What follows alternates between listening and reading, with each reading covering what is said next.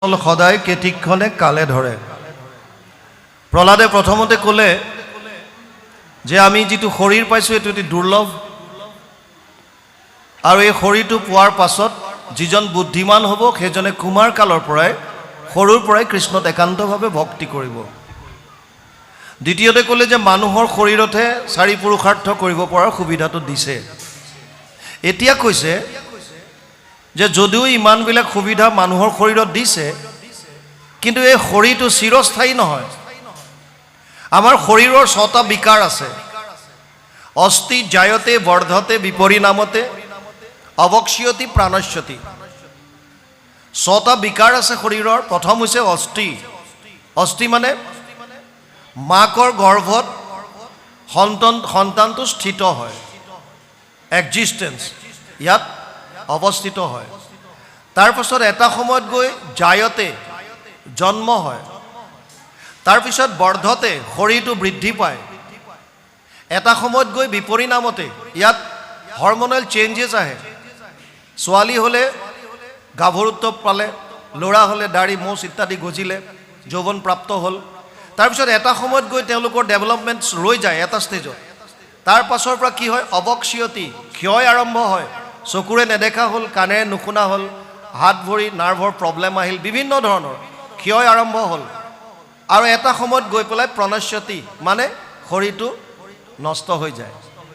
এইটো হৈছে শৰীৰৰ বিকাৰ। সেইকাৰণে প্ৰহ্লাদে কৈছে মনুষ্য শৰীৰ চঞ্চল সদায় কেতিক্ষণে কালে ধৰে। কোন মুহূৰ্তত কাৰ মৃত্যু আহে এইটো কোনো গম নাপায়। এগৰাকী ষ্টুডেণ্টে UPSC এক্সাম ক্ৰেক কৰিছে আৰু ভাল ৰেংক আনিছে, IAS অফিচাৰ হৈছে, ঘৰলৈ ফূৰ্তিত আহি আছে।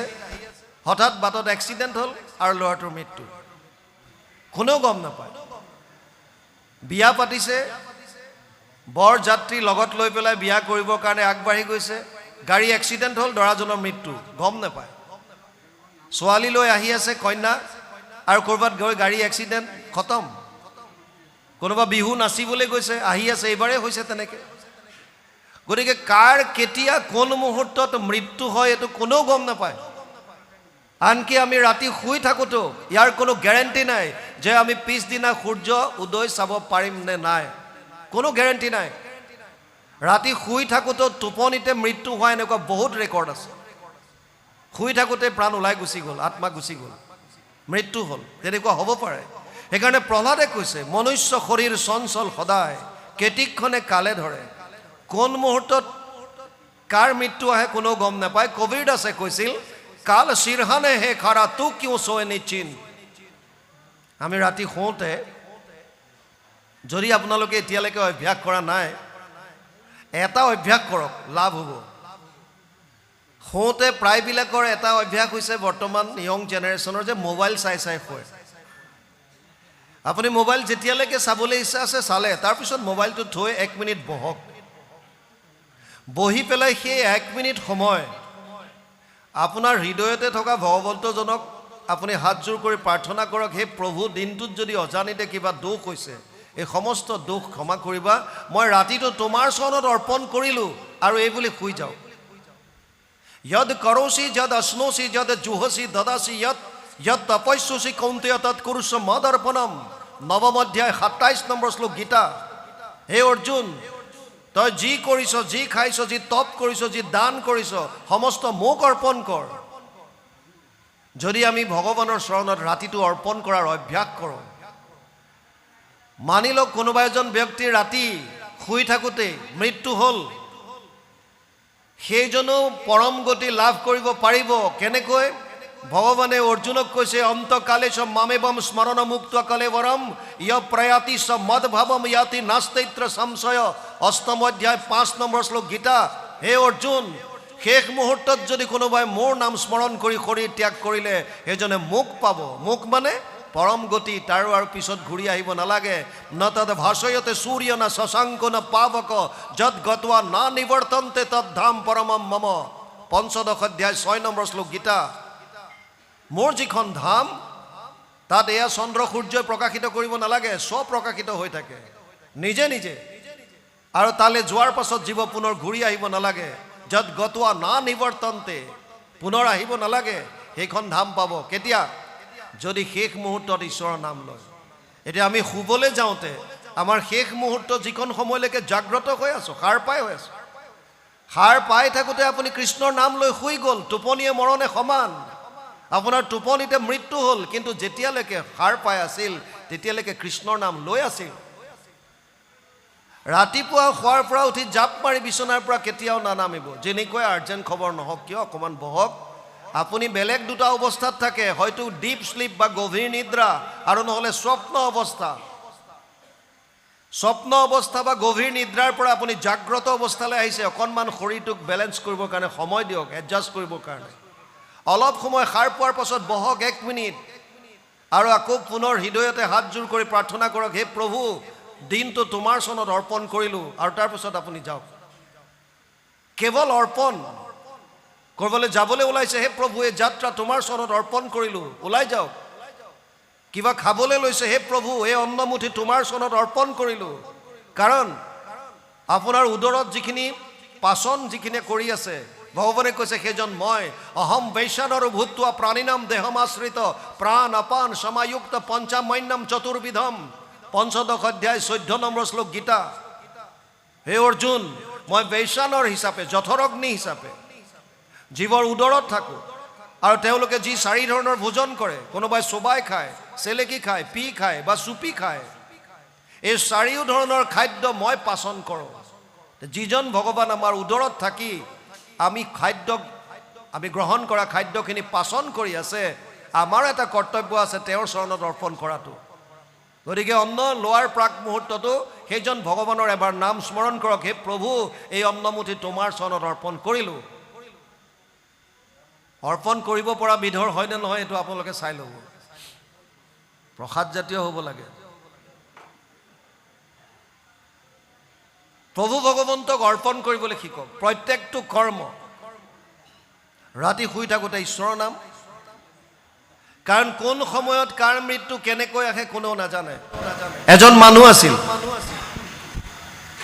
তেওঁ ভাবিলে যে মই যদি পৃথিৱীৰ অজস্ৰ ধন সম্পত্তি মোৰ নিজৰ কৰি ল'ব পাৰোঁ, তেতিয়াহ'লে পৃথিৱীত আটাইতকৈ সুখী মানুহ মই হ'ম। এইটোৱে আমাৰ প্ৰত্যেকৰে ভাৱ। এতিয়াও টকাটোৱে ভাবে যে মোৰ যদি অজস্ৰ ধন টকা পইচা হয়, মই পৃথিৱীৰ আটাইতকৈ সুখী হ'ম। আমাক বহুতে প্ৰশ্নও কৰে সেইকাৰণে, যে তুমি চেণ্ট্ৰেল ডিপাৰ্টমেণ্টত এনেকুৱা ক্লাছ 1 গেজেটেড অফিচাৰৰ চাকৰি বাদ দি এনেকৈ ভকতৰ মাজত ঘূৰি ফুৰিছা, কিডাল পাইছা তুমি? কি লাভ হৈছে? লাভ লোকচানটো এইটো আমি জানো, প্ৰভুৱে জানে, কাৰণ চবেই গম নাপায়, চবতে আনন্দ চবৰে নাই। কোনোবাই পইচাটোকে মেইন বুলি ভাবিছে। মানুহজনে ভাবিলে যদি মই অজস্ৰ ধন টকা পইচা গোটাই ল'ব পাৰোঁ, পৃথিৱীৰ আটাইতকৈ সুখী মানুহ হ'ম। আৰু এটা কথা আপোনালোকে বুজি লওক, জীৱনত যদি আপোনালোকৰ কিবা লক্ষ্য আছে, যে মই তাত যাব বিচাৰিছোঁ, মোৰ ডেষ্টিনেশ্যন, লক্ষ্য সেইটো, ছাত্ৰ ছাত্ৰী, অভিভাৱক যোনে নহওক কিয়, XYZ, যদি আপোনালোকে ভাবে যে মোৰ লক্ষ্যস্থান সেইটো, মই তাত যাব বিচাৰিছোঁ, একো ডাঙৰ কথা নহয়, আপোনালোকেও পাৰিব। একেদিনাই 10টা ষ্টেপ উঠিব নোৱাৰে, এইটো একদম ৰাইট। একেদিনাই আপুনি জাপ মাৰি গৈ পেলাই ডেষ্টিনেশ্যন পাব নোৱাৰে, কিন্তু লাহে লাহে যাব পাৰিব। তাৰ কাৰণে দুটা কথা মাত্ৰ মনত ৰাখিব লাগিব, বছ। ছাত্ৰ ছাত্ৰীয়ে যদি ভাবে যে মই মোৰ সেইটো লক্ষ্যত যাব বিচাৰিছোঁ, 100% পাৰিব। মাত্ৰ দুটা কথা মনত ৰাখিব লাগে। আমাৰ ভিতৰত দুটা শক্তি আছে, এটাক কৈছে অনুকূল শক্তি, ফেভাৰেবল ফ'ৰ্চ, আৰু এটাক কৈছে প্ৰতিকূল শক্তি, যিটোৱে বাধা দিয়ে, অবষ্টেকল। এই দুটা শক্তিক ভালদৰে বুজি ল'ব লাগে। আপুনি যেতিয়া এটা লক্ষ্য এটা নিৰ্ধাৰণ কৰে যে মই অমুকত যাব বিচাৰিছোঁ, সেইটো মোৰ স্থান, আপোনাৰ লক্ষ্য নিৰ্ধাৰণ হোৱাৰ লগে লগে যিটো ফেভাৰেবল ফ'ৰ্চ বা অনুকূল শক্তি, এই অনুকূল শক্তিটোৱে আপোনাক সহায় কৰা আৰম্ভ কৰি দিব। আপুনি তালৈ কেনেকৈ যাব পাৰে তাৰ কাৰণে বিভিন্ন ভিতৰৰ পৰা আপোনাক উপদেশ আহি থাকিব। উদাহৰণ লৈ বুজক, এজনী হায়াৰ ছেকেণ্ডেৰী লেভেলৰ ছোৱালীয়ে সিদ্ধান্ত ল'লে যে মই এইবাৰ হায়াৰ ছেকেণ্ডেৰীত 100ৰ ভিতৰত 100 মাৰ্কছ আটাইকেইখন ছাবজেক্টত আনিম। 6খন ছাবজেক্ট ধৰি ল'লোঁ যে 6খনত মই 6খনতে 100 আনিম, অৰ্থাৎ 100% মাৰ্কছ মই ল'ম। ছোৱালীজনী চোকা, ভাল চোকা ছোৱালী, গতিকে তাই পাৰিব, সেইকাৰণে ভাবিলে যে মই আনিম 100 লক্ষ্য নিৰ্ধাৰণ কৰোঁতে খালি এটা কথা মনত ৰাখিব, চাওক মাছ, কাছ, গাধ, ঘোঁৰা, কুকুৰ, মেকুৰী, বান্দৰ চবকে লাইন কৰি লৈ যদি খেজুৰ গছত উঠাব বিচাৰে চব উঠিব নোৱাৰে। মাছক মাছৰ কাৰণে পানী দিয়ক, বান্দৰৰ কাৰণে গছ দিয়ক, গাধৰ কাৰণে বোজা দিয়ক, ঘোঁৰাৰ কাৰণে দৌৰিবলৈ দিয়ক। যাৰ যিটো আছে স্বভাৱ, জাত, গুণ, সেইটোক বুষ্টাপ কৰক। বেলেগক দেখি লাভ নাই, অমুকৰ ছোৱালীজনী ডাক্তৰ হ'ল তয়ো হ'ব লাগিব না, তেওঁৰ ভিতৰত কি আছে সেইটো চাওক। অমুকৰ ল'ৰাটো IAS হ'ল তয়ো হ'ব লাগিব না, IAS হ'লেই যে সুখী হ'ব বা কিবা হ'ব তেনেকুৱা একো নাই। আপোনাৰ সন্তানটোৰ ভিতৰত লুকাই থকা গুণটো আগতে বুজিবলৈ চাওক আৰু সেইটোক বুষ্টাপ কৰক।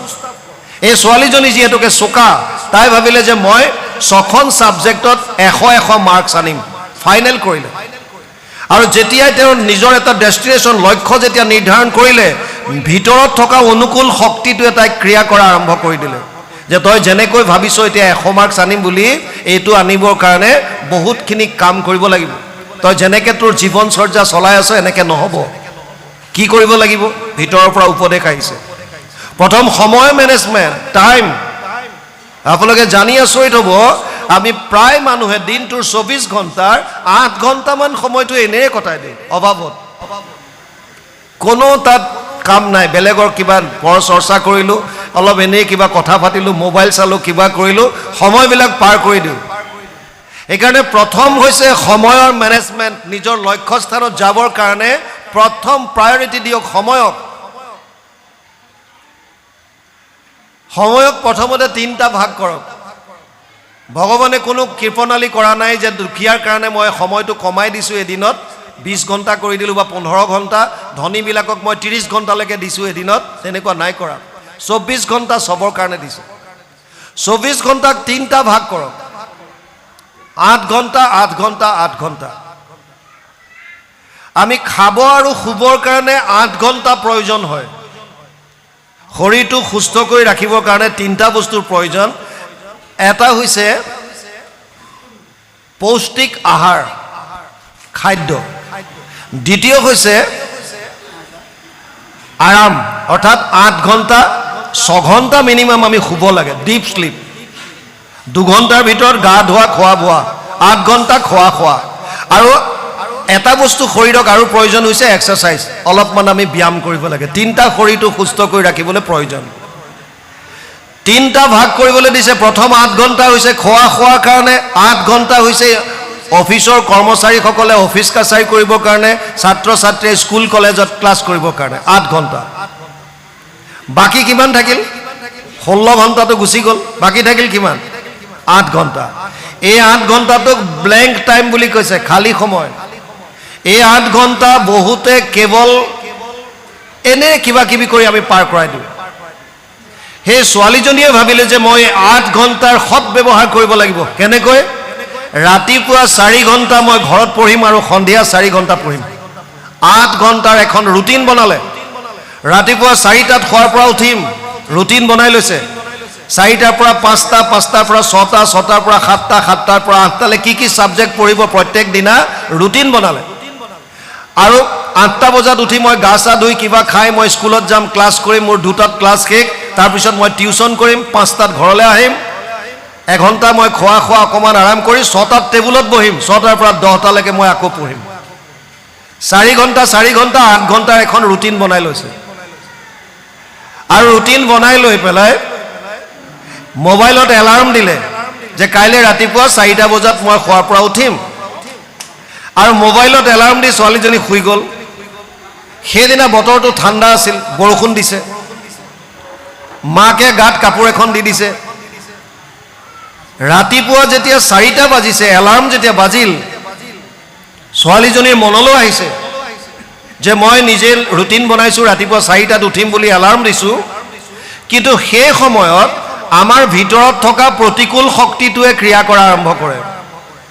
আৰু সেই শক্তিটোৱে ভিতৰৰ পৰা ক'ব কি বুলি, যে আজিতো বাদ দে, ইমান আৰাম লাগিছে শুই, গতিকে আজিতো শুই থাক, কাইলৈ দেখা যাব। বুজি পালে নাই? আজিতো বাদ দিয়া, যদি সেই ভাৱটোত যদি হাৰ মানিলে তেতিয়াহ'লে তেওঁ লক্ষ্যত কেতিয়াও উপনীত হ'ব নোৱাৰে। সেইটো হৈছে প্ৰতিকূল শক্তি, আপোনাৰ লক্ষ্যত যাওঁতে বাধা দিয়ে। এই মই যিজন মানুহৰ কথা কৈছোঁ টকা পইচা ঘটিলে সুখী হ'ম বুলি, তেওঁ বুজি ল'লে দুইটা তত্ত্ব, অনুকূল শক্তি কি প্ৰতিকূল শক্তি কি, আৰু কম দিনৰ ভিতৰত অজস্ৰ টকা পইচাৰ মালিক হ'ল, বহুত টকা ঘটিলে। কিন্তু এতিয়া মনলৈ ভাৱ আহিছে যে মোৰ ইমান টকা পইচা হ'ল ঠিকে আছে, কিন্তু মই জীয়াই থাকিম কিমান দিন? যদি মই মৰি থাকোঁ তেতিয়া এইবিলাক টকা পইচা কি হ'ব? এটা চিন্তা মনলৈ আহিল, কিবা উপায় আছে নেকি যে মই চিৰদিন জীয়াই থাকিব পৰা? আৰু সেইকাৰণে তেওঁ বিচাৰি বিচাৰি এজন তান্ত্ৰিকৰ ওচৰলৈ গ'ল। তান্ত্ৰিকজনক গৈ সুধিলে যে মই চিৰদিন জীয়াই থাকিব পৰা কিবা উপায় আছে নেকি? যেতিয়া আপোনাৰ জীৱনত কিবা সংঘাত আহে, যেতিয়া আমি বেলেগৰ ওচৰত সহায় বিচাৰি যাওঁ, মোৰ এনেকুৱা বিপদ, কি কৰিব লাগিব কওক, এই সময়কণত অকণ সাৱধান হ'ব। যাৰ তাৰ ওচৰত মনৰ কথা খুলি নক'ব। সমাজত এনেকুৱা বহুত মানুহ আছে যি স্বাৰ্থপৰ আৰু সুবিধাবাদী, আপোনাৰ পৰা টকা পইচা ইত্যাদি কৰি শোষণ কৰাত লাগিব। আপোনাৰ কি হৈছে কি নাই এইবিলাকৰ প্ৰতি গুৰুত্ব নাই। সেইকাৰণে আটাইতকৈ উত্তম জেগা হৈছে গুৰু ঘৰ। গুৰু গৃহত সোমাই গুৰু চৰণত ভগৱানৰ ওচৰত প্ৰাণ খুলি কান্দক, নিজৰ মনৰ ভাৱ প্ৰকাশ কৰক, তেওঁ চব মিলাই দিব কি কৰিব লাগে।